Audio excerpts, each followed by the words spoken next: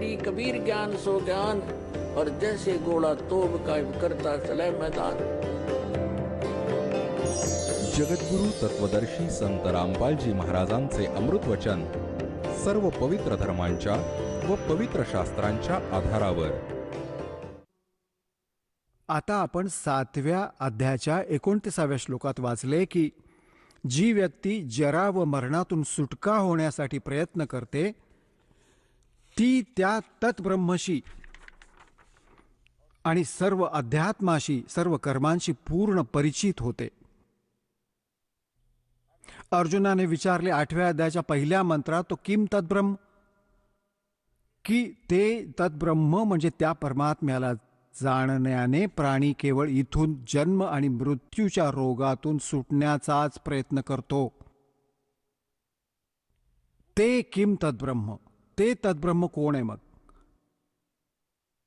गीता ज्ञानदाता 8व्या अध्यायाच्या 3ऱ्या श्लोकात सांगतो तो परम अक्षर ब्रह्म आहे।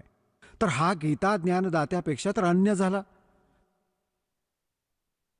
आता धर्मदासजी तर बिलकुल जसा साप हुंगून गेला ना अशा स्थितीत आले, खूप सुन्न झाले।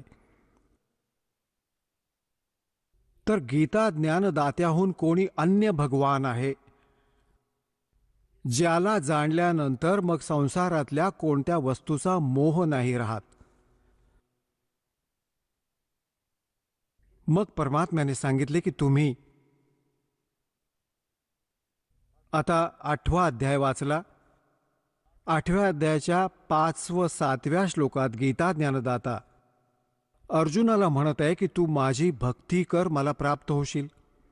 गीताजीच्या अध्याय नंबर 8च्या श्लोक नंबर 8, 9, 10 मध्ये लगेच म्हटले आहे की त्या परमअक्षर ब्रह्मची भक्ती करशील तर त्याला प्राप्त होशील। श्रीमद भगवद्गीता अध्याय नंबर 8च्या श्लोक नंबर 13 मध्ये गीता ज्ञानदाता सांगतो आहे माझे तर एक ओम अक्षर आहे। ओम इति एकाक्षरम ब्रह्म व्याहरण माम अनुस्मरण या प्रयाती त्यजन देहम स याती परमाम गतीम। मज ब्रह्मचा केवळ एक ओम मंत्र आहे, नथिंग एल्स, त्याच्या व्यतिरिक्त कोणताही नाही। आणि जो शेवटच्या श्वासापर्यंत याचे स्मरण करत शरीर त्याग करतो तो परमगतीला प्राप्त होतो।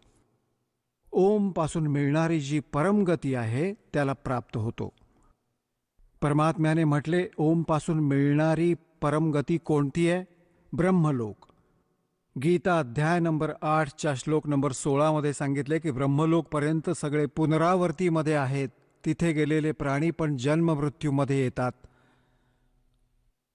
तर ही गोष्ट त्या गीता अध्याय नंबर 18च्या श्लोक नंबर 62च्या विषयी खरी नाही उतरत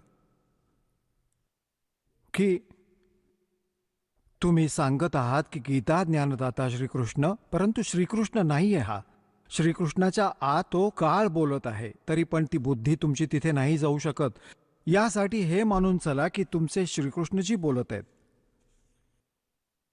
तर ती स्थिती कशी प्राप्त होऊ शकेल?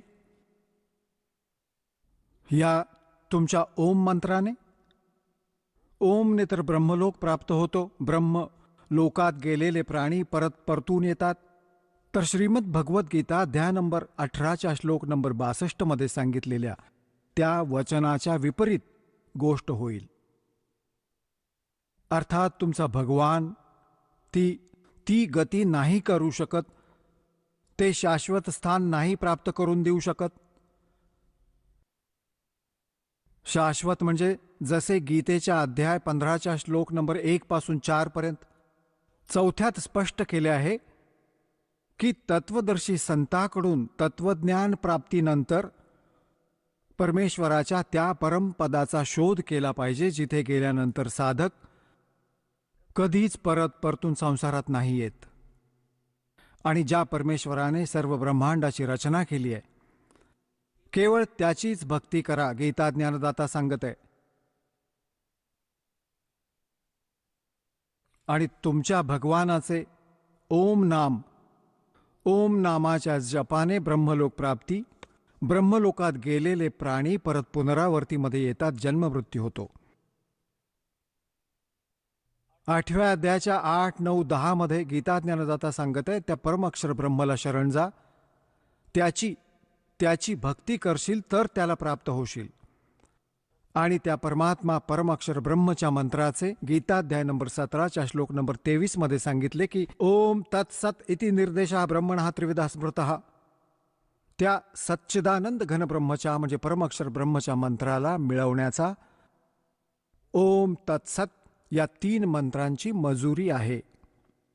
आता पुण्यात्म्यांनो, हे जे नाम आपल्याला दिले गेले आहे, जसे या दिवशी काळाच्या दूतांकडून विशेषतः राधास्वामी पंथ, जय गुरुदेव पंथ, धनधन सद्गुरू सच्चा सौदा पंथ, शिरसावाले यांनी काय ज्ञान देऊन ठेवले आहे की आपण केवळ परमात्मा आपल्याला सत्पुरुषाची भक्ती करायची आहे. आणि ही 5ही नावे हे काळाचा जप करत होते. ओंकार, ररंकार, ज्योतिनिरंजन आणि सोहम व सतनाम. आता जोपर्यंत हे सोहम नाम अधिकाऱ्यांकडून नाही मिळणार, ते उलटा परिणाम करते, हे काम नाही करणार बिलकुल. आणि बाकी हे सर्व सतनाम कोणता जप नाही होत. सतनाम हे खऱ्या नामाकडे संकेत आहे, जे 2 अक्षरांचे आहे. आता पुण्यात्म्यांनो, हे विशेष करून धनधन सद्गुरू सच्चा सौदा शिरसावाले यांनी या गोष्टीच्या भीतीने की सामान्य व्यक्ती हे म्हणू लागला की नाम तर जे तुम्ही जप करता ज्योतिनिरंजन काळाचे, सतलोक कसे जाणार, तर त्यांनी नाम बदलले. घरचीच वही आणि काही पण लिहूया, नाम बदलले आणि अकालमूर्त शब्दस्वरूपी राम सत्पुरुष केले. आता हे कुठे प्रमाण या मंत्राचे? कोणी महापुरुषाने जप केला व ते पार झालेत. मग हे काय एक अज्ञान थिअरी बनवतात की संत कोणतंही नाम देऊ दे त्यानेच पार होशील. घरचं राज्य बनवून ठेवलंय. अरे आंब्याचे रोप लावायचंय, आंब्याचं बी कोय आणायला पाहिजे, तीच लावायला पाहिजे. आणि बाभळीचं बी लावून हे मानायचं की आपण कोणतीही बी लावा, आंबे लागतील, आंब्याचं झाड बनेल. तर इतकी चूक आहे आपल्या या अध्यात्म मार्गाची. आता हा दास जिथे तुम्हाला आणू इच्छित होता की जसे गीताध्याय नंबर 17 श्लोक नंबर 23 मध्ये सांगितलंय की ओम तत्सत इति निर्देश ब्रह्मणः, ब्रह्मण म्हणजे सच्चिदानंद घनब्रह्म म्हणजे परमअक्षर ब्रह्म, त्या परमअक्षर ब्रह्मच्या प्राप्तीचा 3 मंत्राच्या स्मरणाचा जप आहे. आणि याच्या स्मरणाची विधी पण त्रिविध आहे. 3 प्रकार, 3 विधी, 3 प्रकारची आहे की ज्यांना 3ही मंत्र प्राप्त आहेत त्या पुण्यात्म्यांना ज्ञान आहे की या 3ही मंत्रांची वेगळी वेगळी भक्ती विधी आहे. आता जसे तुम्हाला प्रथम मंत्र दिला जातो, यात 7 मंत्र आहेत. त्या 7 मंत्रातील पहिला व शेवटचा हा तर परमात्म्याचा आहे, परमअक्षर ब्रह्मचा. आणि मधले जे मंत्र आहेत ते तुम्हाला या जे इथले प्रमुख आहेत, प्रधान आहेत, या प्रधानांचे 5 प्रधानांचे आहेत. गुरुग्रंथ साहेबमध्ये पण या 5 प्रधानांची माहिती आहे की हे पंचप्रधान आहेत. यांचे 5 शब्द आहेत, मंत्र आहेत, परंतु ते गुप्त ठेवलेले आहेत. तर हे मंत्र दिले जातात. ही त्यांची पूजा नाहीये. पूजा तर आम्हाला त्या परमात्म्याची करायची आहे, जो आम्हाला सर्व सुख देईल, जिथे गेल्यानंतर परत कधी संसारात नाही येणार. आपल्याला ते स्थान प्राप्त करायचं आहे, तो परमात्मा प्राप्त करायचा आहे. जसे काल पण उदाहरण दिले होते, जसं हँडपंप लावायचा उद्देश काय आहे? आपले इष्ट आहे पाणी.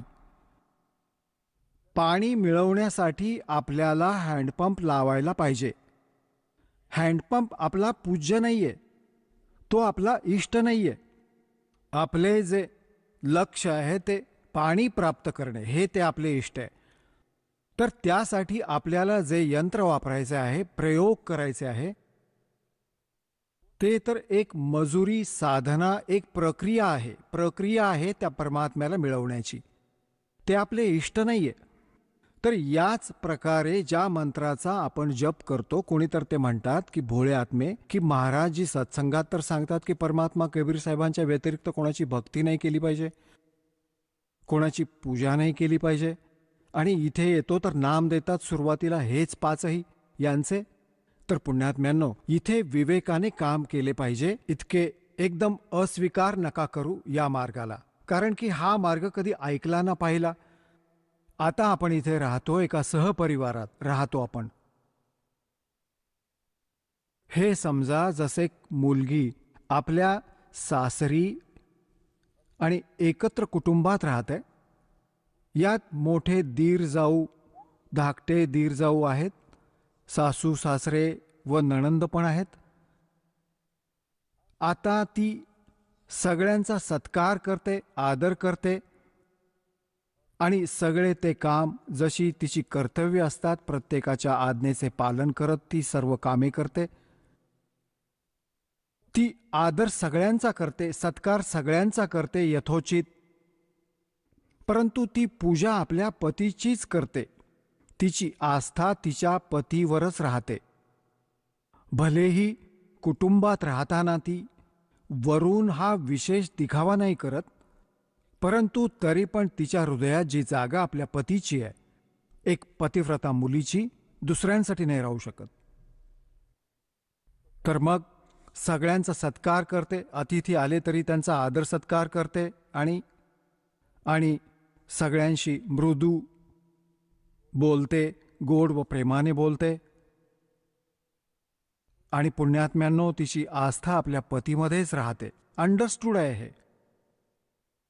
आणि जेव्हा ते आपल्या परिवारापासून वेगळे होतात, ते पतिपत्नी, अशी तर एक वेळ येते सर्वांनी वेगवेगळे व्हायचेच आहे, तर तेव्हा ते वेगळे होतात. आणि तिच्या वाटणीच्या ज्या काही वस्तू आल्या आहेत वाटणीमध्ये, ते सारे उचलून, आपला चमचा पण नाही सोडणार छोटासा, पण जो तिच्या वाट्याला आलाय, आणि सारे उचलून आपल्या पतीच्या घरात ठेवेल. सारे पूर्ण सर्व उचलून घेऊन जाईल. तर त्यावेळी तिची कोणतीही आस्था राहत नाही परिवाराच्या अन्य व्यक्तींशी. परंतु ही वेगळी गोष्ट आहे, आदरणीय तरीही आहेत, परंतु आता समजले की तिची आस्था कोणामध्ये होती आणि पूजा कोणाची करत होती. तर पुण्यात्म्यांनो, असेच आपण इथे एका एकत्र परिवारात राहतो. हे ब्रह्मा, विष्णू, महेश, गणेश, दुर्गाजी हे आपल्यापासून दूर नाही आहेत. हे आपलेच भाऊ बहीण आहेत. यांनी जन्मजन्मांतरात काही चांगले पुण्य करून हा हुद्दा प्राप्त करून ठेवलाय. आता यांच्याबद्दल आपल्या मनात द्वेष येणं ही मूर्खतेची ओळखच होईल. हे आपले मित्र आहेत. जसे आपण दुसऱ्यांबरोबर सर्वांबरोबर प्रेमाने राहतो, तर असेच हे आपले एक प्रधान आहेत इथले. यांना काही एक शक्ती देऊन ठेवली आहे, एक नियंत्रक शक्ती, आणि ती आपल्याला इथल्या सर्व सुविधा आपली जी लिहिली आहे आपल्या कर्मात, ते हेच प्रदान करतात. तर यासाठी यांची ही पूजा नाहीये. हे एकत्र कुटुंबात आपण आपली मजुरी करत आहोत. आणि जेव्हा आपण इथून निघू तेव्हा आपल्याला या सर्व भगवानांकडून नो ड्यूज सर्टिफिकेट घ्यायला लागेल, या सर्व साहेबांकडून. आता भगवान साहेब राम कोणाला म्हणतात याचे थोडेसे प्रमाण इथे देतो.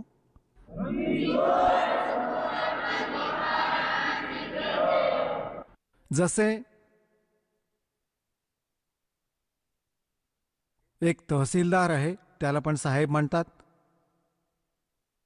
आणि SDMला पण साहेब म्हणतात, तर आणि DC ला पण साहेब म्हणतात, कमिशनरला पण साहेब म्हटले जाते, मंत्र्यांना पण साहेब म्हणतात, मुख्यमंत्र्याला पण साहेब म्हणतात, आणि प्रधानमंत्र्याला पण साहेब म्हणतात, राष्ट्रपतींना पण साहेब म्हणतात.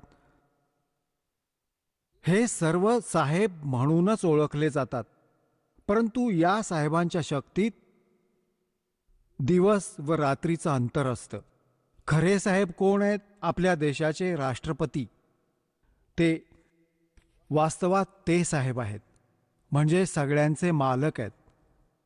तर अशाच या अन्य जितक्या पण पदपोस्ट आहेत, श्री गणेशजींची, श्री विष्णूजींची, श्री ब्रह्माजी, श्री शिवजी, दुर्गाजींची, श्री दुर्गाजी देवींची आणि ब्रह्माजींची, हे पण भगवान साहेब म्हटले जातात, परंतु यांची या प्रकारे यांची तुलना करणे हे किती मोठे साहेब आहेत. श्री ब्रह्माजी रजोगुण विभागाचे मंत्री एका ब्रह्मांडात, श्री विष्णूजी सत्वगुण विभागाचे मंत्री या एका ब्रह्मांडात, आणि तिन्ही लोकांवर यांची ही सत्ता आहे. हे विभागीय मंत्री आहेत. आणि तमोगुण विभागाचे भगवान शंकरजी. तर हे तर फक्त एका ब्रह्मांडात तिन्ही लोकात मालक आहेत, ते पण एका विभागाचे. आणि यांचा पिता जो आहे तो 21 ब्रह्मांडांमध्ये एक मुख्यमंत्री म्हणून काम करत आहे, हे समजा. तर हा ब्रह्म जो आहे तो केवळ 21 ब्रह्मांडांचा साहेब आहे. गीताजीच्या अध्याय नंबर 15च्या श्लोक नंबर 16 व 17 मध्ये 3 पुरुष आहेत. 3 पुरुष म्हणजे प्रभू. एक क्षरपुरुष. क्षरपुरुष तर हा ब्रह्म आहे. ज्योती निरंजन याचे 21 ब्रह्मांड आहेत. आणि अक्षर पुरुष आहे, ज्याचे 7 शंख ब्रह्मांड आहे, ज्याला परब्रह्म पण म्हणतात. संतांच्या वाणीत पारब्रह्म आहे. जो पारब्रह्म आहे तो या परब्रह्मपेक्षा वेगळा आहे. तो पारब्रह्म वेगळा आहे. एक तर परब्रह्म, जसे ब्रह्मच्या पुढचा पर दुसरा, आणि एक पार म्हणजे सर्वात वरती. तो गीताजीच्या अध्याय नंबर 15च्या श्लोक नंबर 17 मध्ये सांगितले की उत्तम पुरुषत्व अन्य परमात्मा इति उदारता य लोकत्रयम आविश्य विभर्ती अव्यय ईश्वर. गीताजी अध्याय नंबर 8च्या श्लोक नंबर 1च्या उत्तरात, गीतेच्या अध्याय नंबर 8च्या श्लोक नंबर 3 मध्ये उत्तर देताना गीता ज्ञानदाता सांगतो तो परमक्षर ब्रह्म आहे. तर हा जो अक्षर पुरुष आहे हा तर 7 शंख ब्रह्मांड, नील पद्म शंख ब्रह्मांडाचा 7 शंख इतका मोठा साहेब आहे. आणि तो परमक्षर ब्रह्म उत्तम पुरुषत्व अन्य हा असंख्य ब्रह्मांडांचा संपूर्ण नियंत्रक आहे. हा सगळ्यांचा मालक आहे. ते कबीर देव आहेत, कबीर साहेब आहेत. ते काशीमध्ये धानक विणकराच्या रूपात राहत होते. आता आपण परतून येऊया त्याच प्रसंगाकडे. आता धर्मदासजींना परमात्मा हे ज्ञान देत आहेत की बाबा तुमच्या श्रीमद भगवत गीतेत गीता अध्याय नंबर 17च्या श्लोक नंबर 23 मध्ये परमक्षर ब्रह्मची ती पूजा साधना करण्याचा, त्याला मिळवण्याचा हा मंत्र आहे, दुसरे काही नाही. श्रीमद भगवत गीतेत ना तर हरे राम हरे कृष्ण राधे राधे श्याम मिलादे, ना सीताराम, आणि नाही ओम नमः शिवाय, ना ओम नमो भगवते वासुदेवाय नमः. हे मंत्र कुठून घेऊन आलात आपण? हे मंत्र कुठून आणलेत आपण? गीताजी अध्याय नंबर 16च्या श्लोक नंबर 23 मध्ये तुमच्या गीतेत लिहिलंय की शास्त्रविधीला सोडून जे मनमानी आचरण करतात, ना त्यांची गती होते, ना त्यांना सुख मिळते, ना सिद्धी प्राप्त होते. तर युसलेस आहे, कशाला फुकट ओजी व्हायची? आता धर्मदासजींनी सर्व काही ऐकले तर परमात्मा सांगत आहेत की 8व्या अध्यायाच्या 8, 9, 10 मध्ये गीता ज्ञानदाता सांगतो की त्या श्लोकात सांगितले की त्या परमात्म्याची भक्ती करशील तर त्याला प्राप्त होशील. त्याचा मंत्र सांगितला 17व्या अध्यायाच्या 23व्या श्लोकात की हा मंत्र आहे. त्याच्या व्यतिरिक्त जो पण तुम्ही जप करता इति निर्देशः, अंतिम आदेश तुमच्या गीताजीमध्ये ओम तत्सत इति निर्देशः. निर्देश म्हणजे दिशा, आज्ञेवरून, याच्या व्यतिरिक्त कोणता मंत्र नाही. आणि तुम्ही म्हणता की हे पुराणात लिहिलंय, याच्यात लिहिलंय. तर पुराण वेगळी गोष्ट आहे. पुराणे कोणी ऋषी आणि या ब्रह्माच्या स्तराची आहेत. आणि गीता व वेद जे आहेत ते भगवानाने दिलेले ग्रंथ आहेत, ते परमात्म्याचे विधान आहे. आणि पुराणामध्ये जो आदेश आहे कुणा अन्य ऋषी आणि या ब्रह्मा विष्णू महेश यांच्या स्तराचा आहे. हे भगवान नाही आहेत.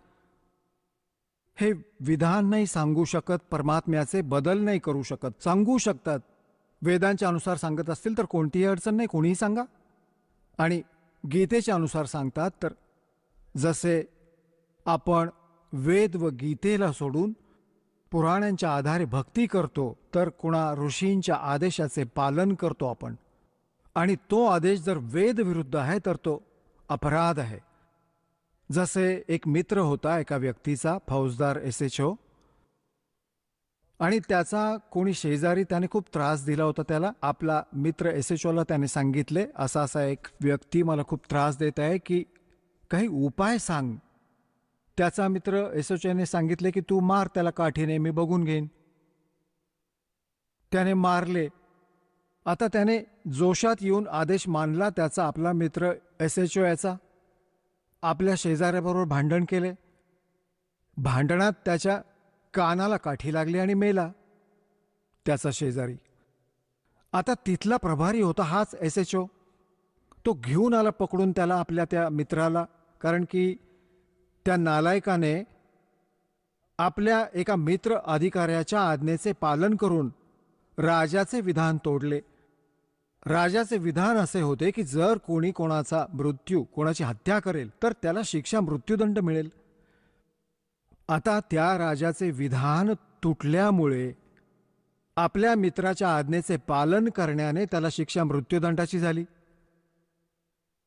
तर परमात्मा सांगतात की कबीर साहेब, की तुम्ही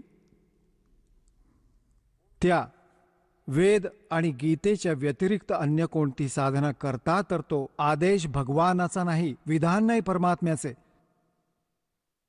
तुम्ही परत कोणत्या SHOच्या आज्ञेचे पालन करत आहात, ऋषी आणि या महर्षींच्या. त्यांच्या सांगितलेल्या ज्ञानाला ग्रहण नका करू. तर तुम्ही जी साधना करत आहात धर्मदासजी, एक पण गीतेतील नाही, आणि गीताजीचा पाठ रोज करता. आता धर्मदासजी अत्यंत सुन्न झाला, परंतु अभिमान काळाची तरी पण काही ना काही राहिली आतून प्रेरणा. आता काळ प्रेरणेने त्याने म्हटले की हे जिंदा, तू मुसलमान आहेस, यामुळे तू आमच्या हिंदू देवतांबद्दल अशा गोष्टी करतायस त्यांच्याविषयी. तुला माहित आहे, आम्ही कोणतीही जीवहिंसा नाही करत, आम्ही कोणाचा आत्मा दुःखी नाही करत. तू कशी गोष्ट सांगत आहेस? तू तर सर्व आमच्या देवतांचा अपमान केलायस. आता परमात्म्याने पाहिले की यांच्यात काळ आलाय. आता हा एक नाही ऐकणार तुझं, आपलं सगळ्यावर पाणी फिरेल. परमात्मा अंतर्धान झाले त्याच्यासमोरून, एकदम अदृश्य झाले, गुप्त. आता धर्मदासजी लागले पाहायला. त्याला तर घाम फुटला. धर्मदासजींनी विचार केला, ओय होय, मी तर जुलूम केला. पाहते किती चांगले ज्ञान सांगत होते. आता या ज्ञानाला ऐकून पुण्यात्म्यांनो, जो माणूस असेल तो एकदम गडबडून जाईल, चुकीचं कृत्य नाही करू शकत, तो साधना नाही करू शकत. याला स्वीकार करा, नाहीतर नका करू. ती अशी स्थिती होऊन जाते. एक वेळेस हा दास औरंगाबादमध्ये सत्संग करत जात होता, जेव्हा आमचा आस्था चॅनेल बंद केला होता औरंगाबादमध्ये. आम्ही त्रास खूप भोगलाय पुण्यात्म्यांनो तुमच्यापर्यंत संदेश पोहोचवण्यासाठी भगवानाचा. आमच्याबरोबर खूप उद्धटपणा झाला, परंतु हिंमत नाही हरली. आम्हाला माहीत होतं की हा परमात्म्याचा संदेश त्याच्या आत्म्यांना प्रसन्न करेल, आवडेल कदाचित 10 दिवस उशिरा. तर तिथे आम्ही सत्संग करत होतो, प्रोजेक्टर आमच्या बरोबर. हे परमात्म्याने दिले आहे, ही उपकरणे. हे माणसाच्या बुद्धीने नाही बनवलेलं, हे गॉड गिव्हन माइंड आहे. कारण माझी मुले सहजपणे या सद्ग्रंथांना समजू शकतील, वाचू शकतील. तुम्हाला शिक्षण द्यायचा काय उद्देश होता? 3 युगे होऊन गेली, कधी शिक्षण दिले नाहीस परमात्म्याने. शिक्षण तर बेईमान बनवते, परंतु थोडेसे बेईमान बनवणे याकरता आवश्यक वाटले की हे चांगल्या प्रकारे दुधाने पोळलेले लस्सी पण फुंकून फुंकून ग्रहण करतील, कायमसाठी चिकटून राहतील माझ्यासोबत.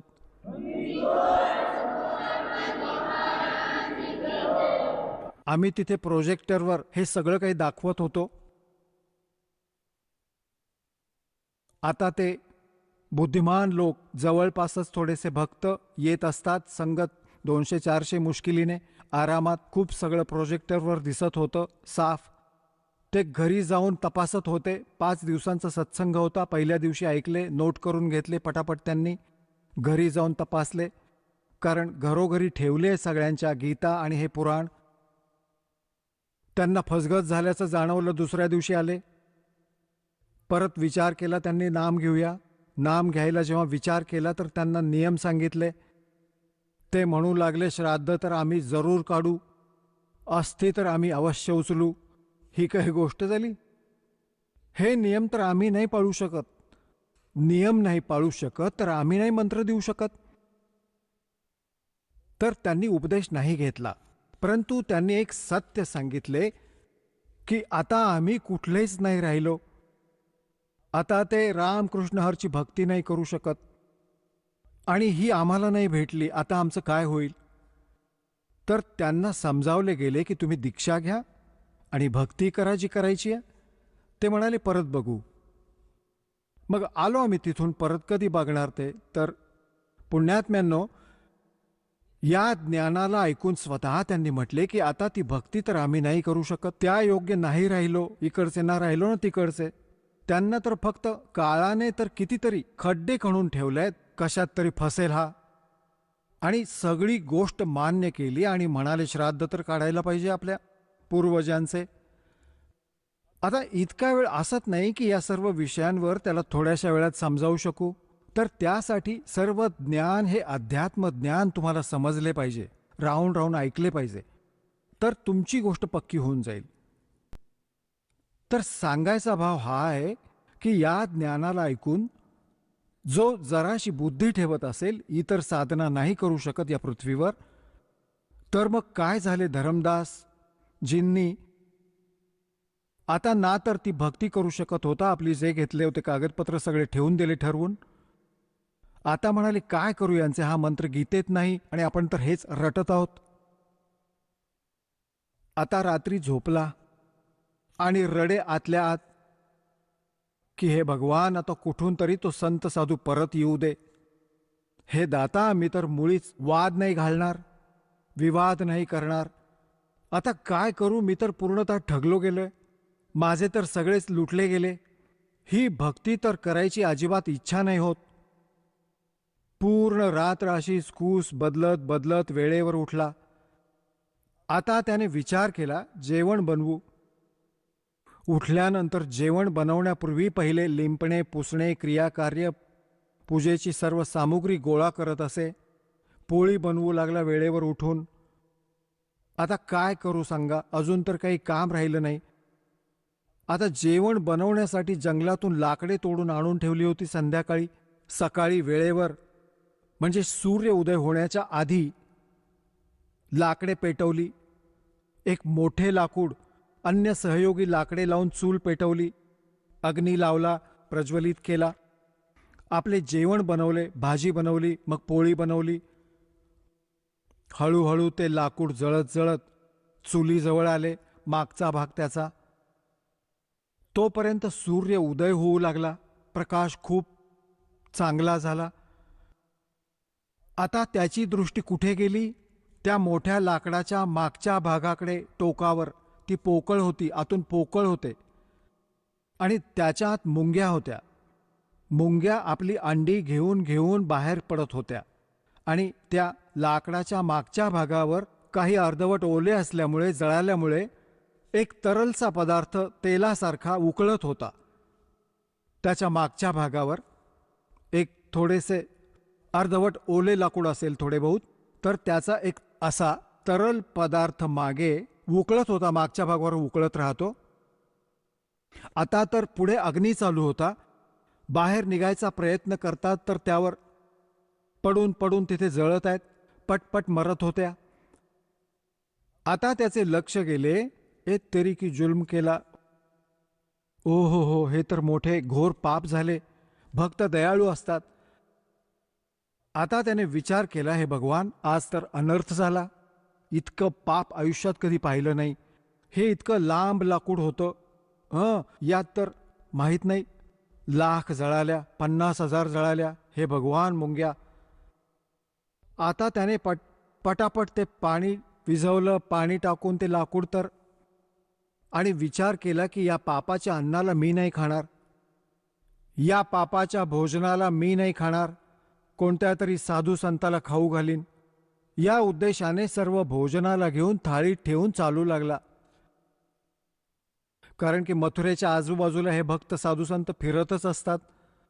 त्यावेळी परमात्म्याने हिंदू साधूचे रूप घेतले.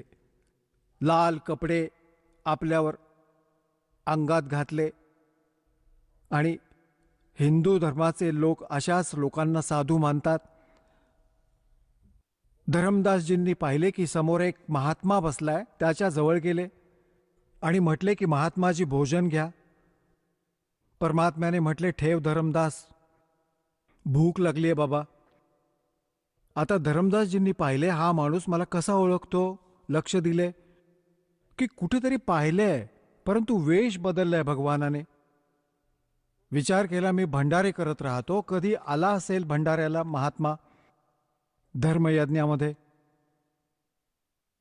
तर म्हटले महाराज भोजन का. म्हटले ठीक आहे बाबा. आता परमात्मा कबीरजींनी काय केले, तांब्यामध्ये पाणी ठेवले होते आपल्याजवळ, त्यातील पाणी घेतले, ओंजळीमध्ये एक मंत्र पुटपुटला आणि पूर्ण अन्नावर शिंपडले. जितके काय भोजन होते सगळ्यावर शिंपडले, शिंतोडे मारले.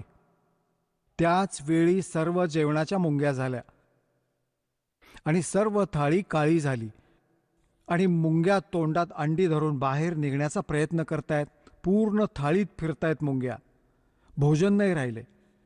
तर परमात्मा त्याच रूपात आले ज्या रूपात पहिल्या दिवशी बोलणे झाले होते. आणि म्हटले, काय रे धर्मदास, काल काय म्हणत होता की तू कोणती जीवहिंसा नाही करत, तुझ्यापेक्षा तर कसाही पण चांगला. इतक्या मुंग्यांच्या पापाचे जेवण तू मला खायला आणले होते. पाय पकडले, चरणी पडला, हात जोडले, हे भगवान चूक झाली, हे परमात्मा माफ कर मला. परमात्मा मी खूप नीच आहे आणि मागचा हा वाईट रंग खूप चढला होता माझ्यावर, दाता माझ्याकडून चूक झाली. रडू लागला खूप वाईट. हे भगवान मला काही अजून ज्ञान सांगा. तुम्ही तर इकडचे नाही ठेवले ना तिकडचे. मी तर पूर्ण रात्र कूस बदलत काढली दाता. तेव्हा परमात्म्याने सांगितले, आता ऐक, ज्ञान ऐकवतो, की जी साधना तू करत आहेस बाळा ती तुला घोर नरकात टाकणारी आहे. कुठून चालत आलायस तू. बांधवगडहून आलो महाराज. बांधवगड मथुरेपासून किती दूर आहे की जवळजवळ 800 किलोमीटर, 700-750 किलोमीटर. कशाने आला आहेस की मी पायी चालत आलोय महाराज. तर बाळा बांधवगडहून इथे येईपर्यंत तुम्ही किती जीवांना तुमच्या पायाखाली मारले, तुडवून तुडवून.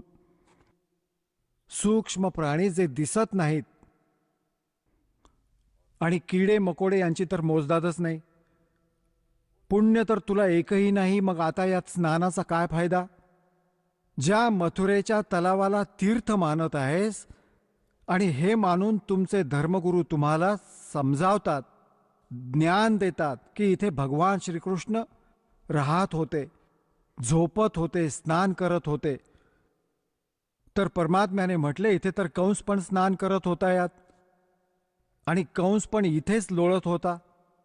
आणि श्रीकृष्णाने तर ही मथुरा सोडून द्वारका बनवली होती, समुद्राच्या मध्ये एक टापू निवडून. तिथे राहत असत. तिथे का नाही जात तू. ते खूप दूर पडत असेल. आणि परमात्म्याने दया केली, त्या द्वारकेला पाण्यात बुडवले होते की खूप धक्के न खायला लागो आणि भ्रमित होऊन इथे न पोहोचो. आणि तू तीच साधना करत आहेस जी शास्त्राच्या विरुद्ध आहे.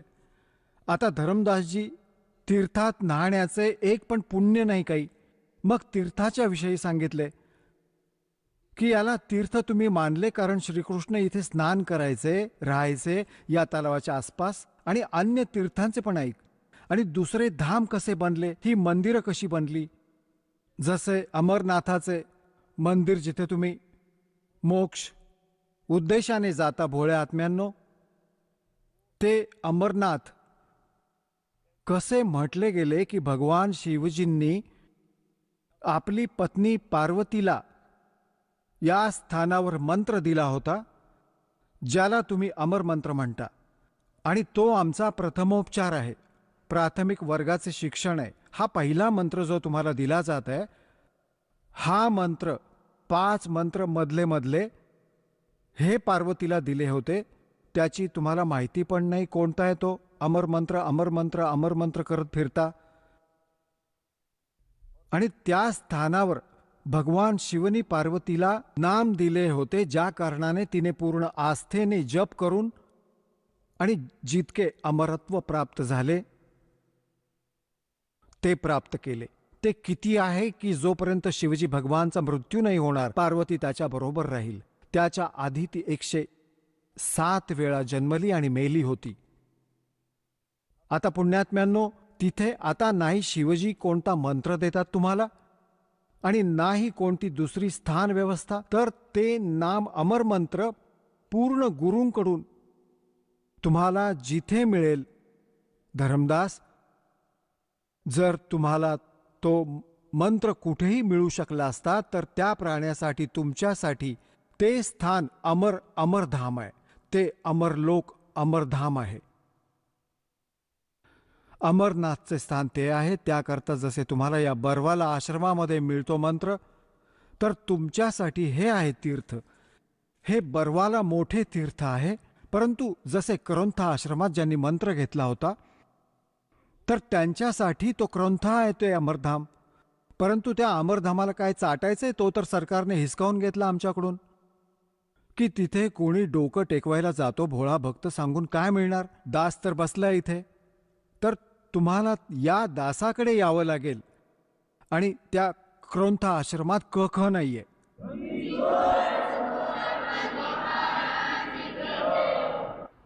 तर अशा प्रकारे त्यांना समजावून मग सांगितले. धरमदासजी म्हणू लागले, महाराज, माझा पूर्णतः आत्मा घाणेरड्या रंगात रंगला होता. अज्ञानाने तुम्ही मोठी दया केलीत, माझे डोळे उघडलेत. मग परमात्म्याने सृष्टीरचना ऐकवायला सुरुवात केली. आता काळ तरी पण आत घुसलेलाच राहतो. धरमदासजींनी म्हटले, महाराजजी, एक गोष्ट सांगू? म्हणाले, सांग बाबा. एक प्रश्न विचारू? हो, विचार. तुम्ही तर म्हणता की रामकृष्ण म्हणजे विष्णूजी काही नाही करू शकत. हे भगवान, एकदा मोरध्वज राजाचा पुत्र तामरध्वज कर्वतीने चिरून श्रीकृष्णाने पुन्हा जीवित केला होता. भगवान सांगा, आम्ही कसे मानायचे की त्यांच्यात शक्ती नाहीये? परमात्म्याने सांगितले, मी हे नाही म्हटले की त्याच्यात शक्ती नाहीये, परंतु हे तुम्हाला मोक्ष नाही देऊ शकत. तुमच्या प्रारब्धांच्या कर्माचा नाश नाही करू शकत. तुमच्या येणाऱ्या ज्या कर्मांचे कष्ट लिहिले आहेत, मृत्यू आहे, त्याला टाळू नाही शकत. हे परमात्म्याने म्हटले की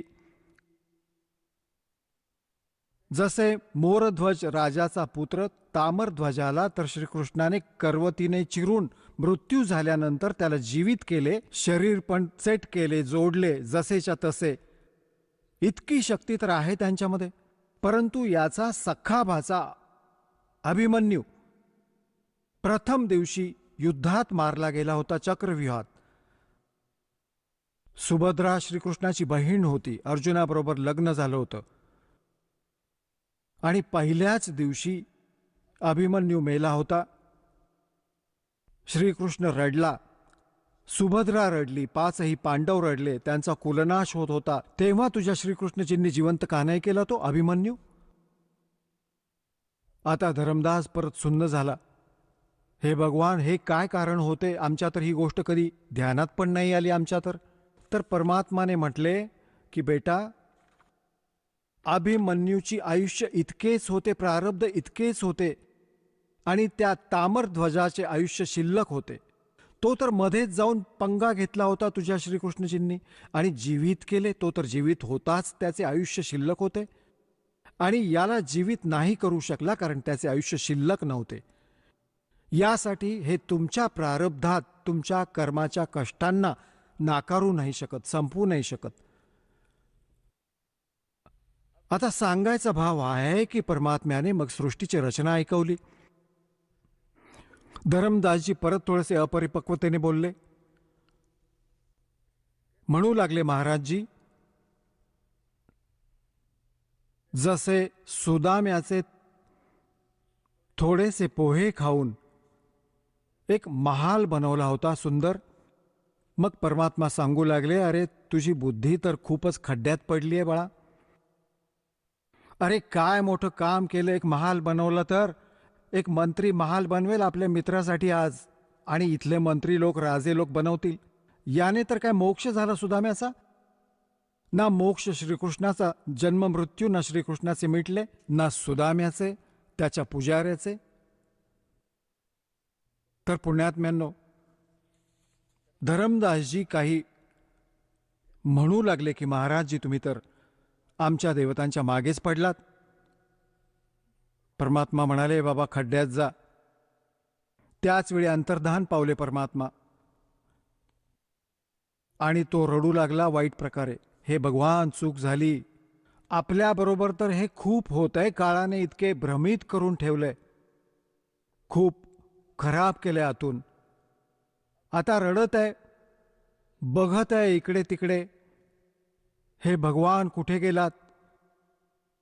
आता यानंतर बरसाण्यामध्ये जातात. हे मथुराहून मग बरसाण्याला जातात. असं म्हणतात की बरसाण्याला नाही गेलात तर मथुरेला जाऊन यात्रा पूर्ण नाही होत. बरसाण्याला कशासाठी जातात? की राधा बरसाण्याची मुलगी होती आणि श्रीकृष्णाला भेटायला येत असे. तर त्यावेळचे लोक तिला गुंडी भुंडी म्हणायचे की परपुरुषाला भेटायला जाते. ही पूर्ण गाव विरोध करत असे, परंतु तिने नाही ऐकलं. तरी पण आता त्या तिथे जाऊन काय म्हणतात, राधे राधे श्याम मिला दे, राधे राधे श्याम मिला दे. बघा काय मूर्खपणा आहे. तिथे ना राधा ना श्याम, तिथे उगाच जातात टेलिफोन लावा मला. आता अक्कल गहाण आहे आपली. आता पुण्यात्म्यांनो, धरमदासजी पुन्हा चालू लागले आपल्या घराकडे, कारण आता तर ते महाराजजी कुठे नाही भेटणार, बिलकुल नाही भेटणार. मी तर नालायक माणूस आहे बघा, कशी चूक केली आणि दुसऱ्यांदा केली. घराकडे चालू लागला रडत रडत. आता परमात्मा गरीबदास साहेबजींनी आपल्या वाणीत म्हटलंय, तावा रोवत धर्मनी नागर, कहाँ गए मेरे सुख के सागर. कल्प करे और मन में रोवे, दसों दिशा को वो मग जो है. दाही दिशांना कधी वरती बघे, कधी कुठे वरती उडले तर नाही ना, बाजूला आहे का, इकडे आहे का, मागे आहे की खाली उभे नाही ना. म्हणतात कल्प करे और मन में रोवे, दसों दिशा को वो मग जो है. अधिक वियोग हुआ हमसे ती, जैसे निर्धन की लुट जा खेती. बेग मिलो कर हूं अपघाता, मैं ना जीऊं सुनो विधाता. आता रडत आहे आणि म्हणत आहे, परमात्मा लवकर दर्शन द्या. हे विधाता, आता मी जगणार नाही तुमच्या वियोगात. असे ज्ञान अजब ऐकवले, आय हाय, असे आश्चर्यचकित करणारे ज्ञान तुम्ही मला ऐकवले.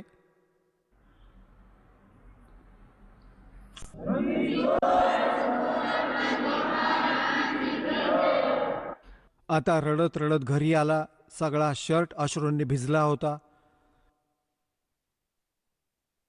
2, 3, 4 दिवसांनी आपल्या घरी पोहोचला. त्याच्या पत्नीने पाहिले की भगतजींना तर 1 महिन्यानंतर यायचे होते. 2 महिन्यांची यात्रा होती, 2-3 महिन्यांची. सर्व तीर्थांवर जायचे होते. परत कसे आले? खूप वाईट रडत आहेत. तेव्हा आमनी देवी नाव होते त्या धरमदासजींच्या धर्मपत्नीचे. तिने म्हटले, काय झाले भक्तजी, कसे परत आलात? तो ऐकत नव्हता. तो तिच्या बोलण्याचे उत्तर नव्हता देऊ शकत. तो रडत होता खूप वाईट. इतके आतून हृदय भरभरून येत होते त्याचे. शब्दच फुटत नव्हता. आणि आपल्या घराच्या मध्ये जाऊन आणि खोलीत जाऊन जमिनीवर पडून खूप वाईट रडत होता, जसे कोणी स्वजन मेले आहेत. आता आमनी पण रडायला लागली बसून. काय घटना घडली भक्तासोबत? तर तिने विचार केला आपल्या मनाने, कारण धरमदासजी होता सढळ हातांचा, आमनी देवी होती थोडीशी कंजूष प्रकारची. हा धर्म खूप करत असे, भंडारे साधू संतांना बोलवायचा, साधूंना कंबळ वगैरे बरोबर देत असे. तर ही टोकत असायची त्याला, दान हिशोबाने करावे, इतका खर्च नका करू, मुलांचं पण पोषण करायचंय. तर तिने हा विचार केला आमनी देवीने, की मी भक्तजींना टोकत बसते आणि यांचं असं वाटतंय कोणी रस्त्यात पैसे जे घेऊन गेले होते, जे धन यात्रा खर्च, तो काढून घेतला आणि यांचे काम अर्धवट राहिले धर्माचे, आणि म्हणून हा रडत आहे. हा आता विचार करत असेल की मी पैसे मागीन आणि ही परत कुरकुर करेल. असा केलेला धर्म मग व्यर्थ होतो. तर तिने या विचाराने म्हटले की हे भगतजी, काही गोष्ट नाही, कोणी तुमचा यात्रा खर्च जरी काढून घेतला तरी तुम्ही अजून घेऊन जा. आपल्याला काय पैशाची कमी आहे? आपल्याला भगवानाने किती देऊन ठेवलंय. त्याला एक सांत्वन देण्यासाठी ती अशा प्रकारे त्याची समजूत घालू लागली. खूप वेळ रडून रडून जेव्हा मन थोडेसे बोलण्यासाठी तयार झाले, तेव्हा सांगू लागला की आमनी देवी, जर माझा तो पैसा काढून घेतला असता तर काही मोठी गोष्ट नव्हती, तर अजून घेऊन गेलो असतो मी. परंतु माझे असे धन गेले की ते मला आता मिळणार नाही आणि मी जगणार नाही. तर ती विचारू लागली, असे कोणते धन होते? तर त्याने रडत रडत सर्व गोष्ट सांगितली, जी जी परमात्म्याने सांगितली होती. आमनी या गोष्टीमध्ये खूप तीक्ष्ण मनाची समजूतदार व्यक्ती होती.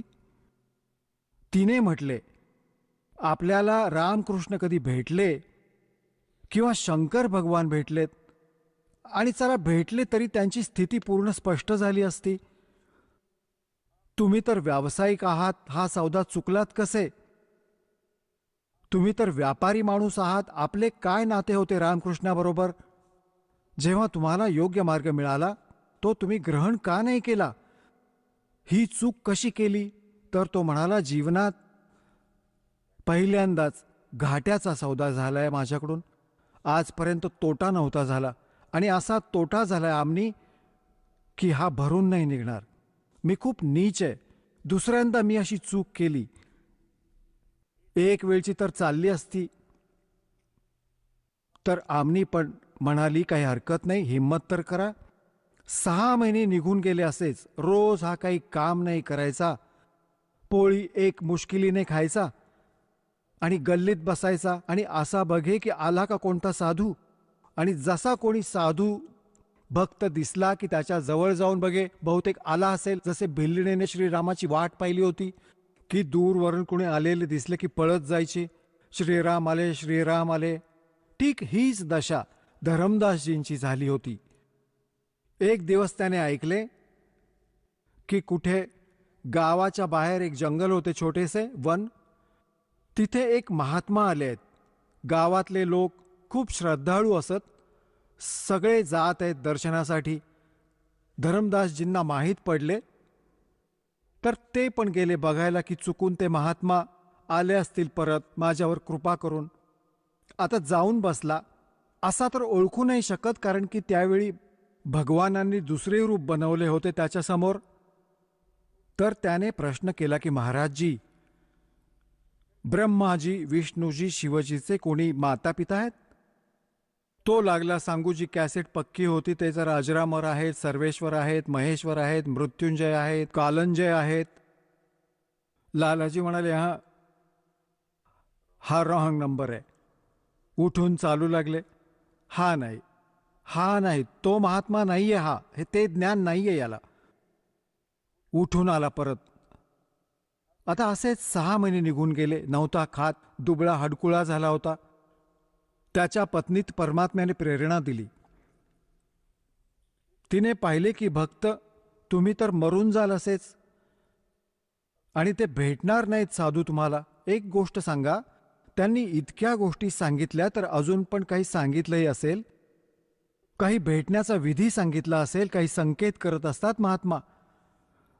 तर धरमदासजींना पण परमात्म्याने आठवण करून दिली की कबीर साहेबांनी म्हटले होते की बाबा, जिथे भंडारे होतात तिथे मी पोहोचतोच, जिथे धर्म होतो ना, धर्मयज्ञ, तिथे मी अवश्य जातो. काळ होऊ देत नाही चांगली कामे, आग लावून देतो तिथे माझ्या मुलांमध्ये. हे जसेही करतो तिथे पण मीच जातो त्यांच्यात. बिचाऱ्यात आस्था बनून राहू दे भगवानाची यासाठी. तर त्याने ही गोष्ट सांगितली आमनीला. आमनी म्हणाली तर मग झालेच काम, तुम्ही भंडारा करा. तुमच्याकडे धन तर भरपूर आहे, परमात्म्याने दया करून ठेवली आहे, सेठ आहात तुम्ही तर, आणि भंडारा करा. आता तिने म्हटले होते एका दिवसाचा, त्याने 3 दिवसाचा केला, कारण सढळ हाताचा होता. की जर एका दिवसात नाही आली गुरुजी महात्माजी, 3 दिवसांचा धर्म भंडारा केला आणि खूप दूरपर्यंत चिठ्ठ्या पाठवल्या. आता साधू संत आले पहिल्या दिवशी.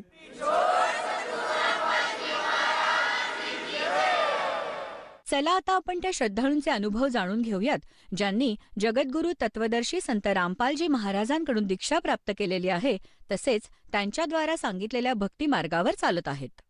नमस्कार. सतसाहेब. आपलं नाव? संगीता संजय भावसार. आपण कुठून आलात? महाराष्ट्र, मुक्काम आष्टे, तालुका जिल्हा नंदुरबार. आपला व्यवसाय काय आहे? शेती. संत रामपालजी महाराजांची गुरुदीक्षा आपण कधी घेतली? 23 जुलै 2014. संत रामपालजी महाराजांची गुरुदीक्षा घेण्या अगोदर आपण व आपला परिवार कोणती भक्ती साधना करत होतात? सर, महाराष्ट्रामध्ये प्रचलित जी देवी देवतांची, सर्व देवी देवतांची भक्ती करत होतो. सर्व प्रकारच्या उपासना करत होतो. लक्ष्मीचे आणि संतोषी माताचे व्रत करत होतो. पंढरपूरची यात्रा केली. तसेच आम्ही 3.5 शक्तिपीठही पूर्ण केले. आणि आम्ही सर्व देवी देवतांची भक्ती करून एवढे थकलो होतो की आम्हाला त्याच्यामध्ये काहीच लाभ भेटत नव्हता आणि आपण जी भक्ती करत होतो त्याच्यातून समाधानही वाटत नव्हते. जसं आपण सांगत आहात की आपण महाराष्ट्रामध्ये जी प्रचलित भक्ती साधना आहे ती भक्तिविधी आपण करत होतात, परंतु त्यात आपल्याला कुठल्याही प्रकारचं समाधान मिळत नव्हतं. तर मला असं विचारायचं आहे की संत रामपालजी महाराजांचं जे ज्ञान आहे, जे तत्त्वज्ञान आहे, त्याच्याबद्दल आपल्याला माहिती कशी मिळाली आणि आपण त्यांच्या शरणात कसे आलात? संत रामपालजी महाराजांच्या शरणमध्ये आम्ही आमच्या गावातले एक भगतजी म्हणून आहेत, ते प्रथम जुडलेले होते आणि आमचे घरचे भगतजी जे आहेत त्यांच्यासोबत फक्त संत रामपालजी महाराजांच्या आश्रममध्ये तिथं बघण्यासाठी गेलेले होते. पण ते स्वतः तिथून गुरुदीक्षा घेऊन आले आणि त्यांच्यानंतर 4 महिन्याने मी स्वतः गुरुदीक्षा घेतली. जसं आपण सांगत आहात की संत रामपालजी महाराजांची गुरुदीक्षा आपण आपल्या पतीच्या म्हणण्यानुसार घेतली, तर संत रामपालजी महाराजांची जेव्हा आपण सद्भक्ती स्वीकारली आणि त्यांनी जो गुरुमंत्र दिला आपल्याला, तर त्यानंतर आपल्याला व आपल्या परिवाराला काय काय लाभ प्राप्त झालेत?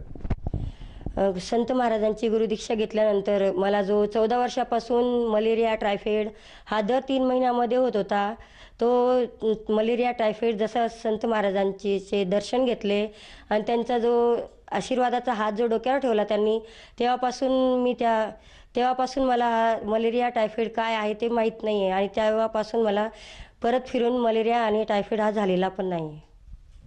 आणि त्यानंतर परत मी खूप 15 ते 20 फुटावरनं स्लॅबवरनं खाली पडली होती. तेव्हा मी परमेश्वराच्या शरणमध्ये होते म्हणून मी वाचली आणि परमेश्वराच्या शरणमध्ये असल्यामुळे मला असा अनुभव मिळाला की मी त्या दिवशी माझं पूर्ण मरण होतं, पण परमेश्वराच्या शरणमध्ये असल्यामुळे पाठीचं ऑपरेशन झालं आणि त्या ऑपरेशनमध्ये माझ्या पाठीमध्ये 2 मणके बसवलेले आणि परमेश्वराच्या शरणमध्ये असल्यामुळे ते इतकं सक्सेसफुल झालं ऑपरेशन की डॉक्टर लोकही नवल करत होते की एवढं परफेक्ट ऑपरेशन हे कसं काय सक्सेसफुल झालं हो. आतापर्यंत असं ऑपरेशन कधीही झालेलं नव्हतं त्यांच्या हाताने. आणि परत जेव्हा मला त्यांनी सुट्टी दिली दवाखान्यातून, तेव्हा त्या डॉक्टरांनी असं सांगितलं की तुम्ही 3 ते 3.5 वर्षापर्यंत तुम्ही बेडवरच राहणार आणि तरी तुम्ही घरामध्ये चालते फिरते वगैरे कोणतेही कामं करू शकणार नाही आणि तुमचं आयुष्यही असं हे बेडवरच जाऊ शकतं तर हे असं डॉक्टरांनी सांगितलेलं असतानाही मी 3.5 महिन्यामध्ये पूर्णपणे ठणठणीत बरी झाली आणि आपल्या घरामध्ये येणं जाणं, घरातले कामं करणं हे पण मी करू लागली आणि परत परमेश्वर शरणमध्ये असल्यामुळे मला हा मोठा लाभ झाला की मी परमात्मांच्या सानिध्यात असल्यामुळे मला परमेश्वरांनी मृत्यू टाळला व मला नवीन जीवनदान दिलं. जसं आपण सांगत आहात की संत रामपालजी महाराजांच्या शरणात आल्यानंतर आपलं जे दुर्घटना होऊन जे 2 मणके तुटले होते ते पूर्णपणे ऑपरेशनद्वारे आणि संत रामपालजी महाराजांच्या कृपेने ते बरे झालेत आणि आज आपण चालायला फिरायला लागला आहात. या व्यतिरिक्त मला असं विचारायचं आहे, हे जे आपल्याला शारीरिक लाभ झाला त्या व्यतिरिक्त आपल्याला आणखीन काही संत रामपालजी महाराजांच्या दयेने लाभ झालेत का? संत रामपालजी महाराजांच्या दयेने आम्हाला शारीरिक लाभ तर झाला, तसेच आम्हाला आर्थिकही लाभ होत राहतात. आपण नुसतं विचारही केला की आज आपल्याला हे काम आहे आणि याच्यासाठी आपल्याला काहीतरी पैसे वगैरे लागणार आहेत, तर ते आर्थिक मदतही संत रामपालजी महाराजांच्या कृपेने आम्हाला त्वरित होते. आणि जेव्हा आम्ही घर बांधण्याचा विचार केला होता तेव्हा आमच्या स्वतःच्या हातामध्ये फक्त 2 ते 2.5 लाख रुपये होते. पण आम्ही जिथे पण शब्द टाकला त्या व्यक्तींकडनं आम्हाला अपेक्षाही नव्हती की ते हो म्हणतील असं, पण अशा सर्व ज्यांच्याकडे शब्द टाकला त्या व्यक्तींनी आम्हाला आर्थिक मदत स्वतःहून केली आणि आमचं आज स्वप्न पूर्ण झालं घर बांधण्याचं. हा आम्हाला संत रामपालजी महाराजांच्या शरणमध्ये आल्यावर आर्थिक लाभ झाला. जसं तुम्ही सांगत आहात की संत रामपालजी महाराजांच्या शरणात आल्यानंतर आपल्याला बरेचसे लाभ झाले, शारीरिक, मानसिक आणि आर्थिक. तर ह्या अनुषंगाने आपण जे समाज आज संत रामपालजी महाराजांचे जे सत्संग बघत आहेत किंवा जे श्रद्धाळू आज आपल्याला टी व्हीवर बघत आहेत त्यांना आपण काय संदेश द्याल? मी सर्व माझ्या बंधू भगिनींना असा संदेश देते की संत रामपालजी महाराजांचे ज्ञानगंगा पुस्तक वाचा, जिने की राहा पुस्तक वाचा.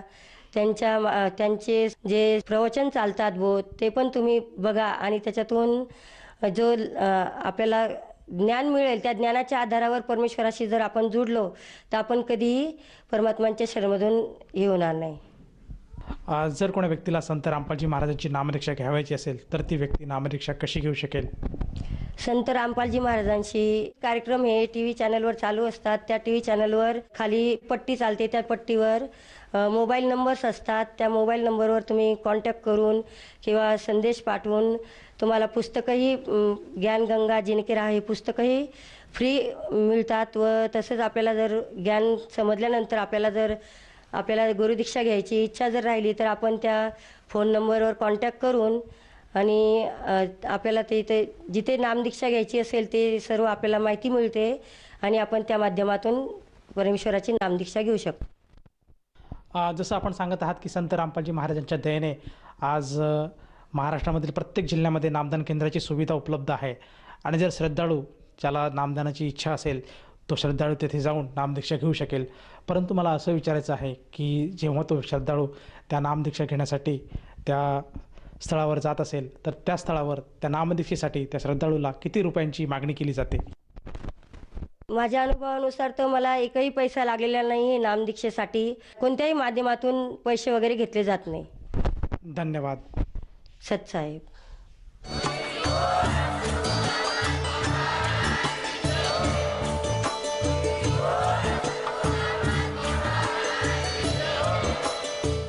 आपण ऐकत होता जगद्गुरु तत्वदर्शी संत रामपालजी महाराजांचे मंगल प्रवचन. निःशुल्क नामदीक्षा प्राप्त करण्यासाठी आणि अधिक माहितीसाठी संपर्क करा 7030303951 7030303952. आमची वेबसाईट आहे www.jagadgururampalji.org.